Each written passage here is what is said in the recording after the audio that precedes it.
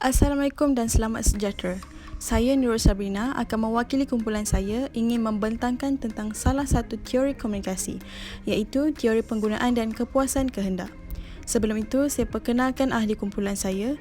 Yang pertama ialah Hairul Azmil bin Halin, Rizal bin Nasaruddin, Tina Suari anak perempuan S. Ratnam dan saya sendiri, Nurul Sabrina binti Muhammad Roslan.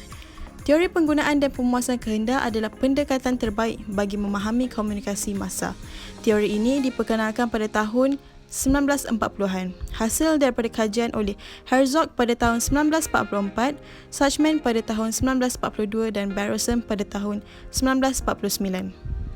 Pada zaman teknologi kini, teori ini amat penting bagi melakukan kajian tentang isu-isu semasa yang berkaitan dengan pengguna. Pada asasnya, teori ini menunjukkan seseorang individu menggunakan media bagi memenuhi keperluan mereka. Terdapat 4 keperluan yang berbeza yang biasanya yang ingin dicapai oleh individu melalui media.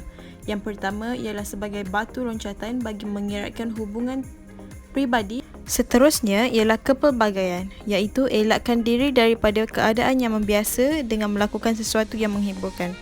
Ketiga ialah identiti pribadi atau psikologi pribadi. Akhir sekali ialah risikan, iaitu mencari maklumat tentang sesuatu yang diminati dan maklumat tersebut berpotensi untuk memberi pengaruh dalam pencapaian individu tersebut. Teori penggunaan dan pemuasan kehendak juga ada kaitan dengan organisasi, kerana melalui media, organisasi dapat mengetahui maklumat tentang cita rasa pengguna dan menghasilkan produk yang berkenaan. Latar belakang teori penggunaan dan pemuasan kehendak diadaptasi dari tradisi teori fungsionalis yang diperkenalkan oleh para sosiologis, termasuk J. Blumler dan Elihu Katz. Penggunaan dan pemuasan kehendak adalah strategi bagi pengkaji media tradisional untuk mengkaji proses media. Kebanyakan kajian yang dilakukan oleh pengkaji mengenai komunikasi hanya memfokuskan pengaruh sikap atau tingkah laku seseorang disebabkan maklumat yang disebarkan melalui media massa. Pada masa itu, tiada pengkaji yang mengeluarkan kenyataan tentang fungsi-fungsi lain komunikasi massa selain daripada tujuan pembujukan. Di samping itu, penyelidikan tentang penggunaan dan pemuasan kehendak banyak menumpukan kajian terhadap aktiviti yang melibatkan khalayak. Faktor utama aktiviti khalayak menjadi bahan kajian ialah punca, motif, keperluan dan pengaruh pengguna untuk menggunakan media. Teori ini juga mempunyai beberapa andaian, iaitu penonton dianggap aktif, pemilihan media terletak pada penonton, media massa juga mesti bersaing dengan sumber lain untuk memenuhi keperluan mereka. Selain itu juga, tujuan pemilihan media massa disimpulkan dari data yang diberikan oleh anggota khalayak. Akhir sekali, penilaian makna budaya media massa harus ditangguhkan sebelum meneliti orientasi penonton. Teori penggunaan dan pemuasan kehendak telah dikategorikan kepada 5 kategori, iaitu keperluan kognitif, keperluan efektif, keperluan integratif personal, keperluan integratif sosial dan akhir sekali keperluan pelepas ketegangan. Kebanyakan daripada kajian ini menunjukkan bahawa komunikasi massa mempunyai kesan minimum dari segi memujuk individu.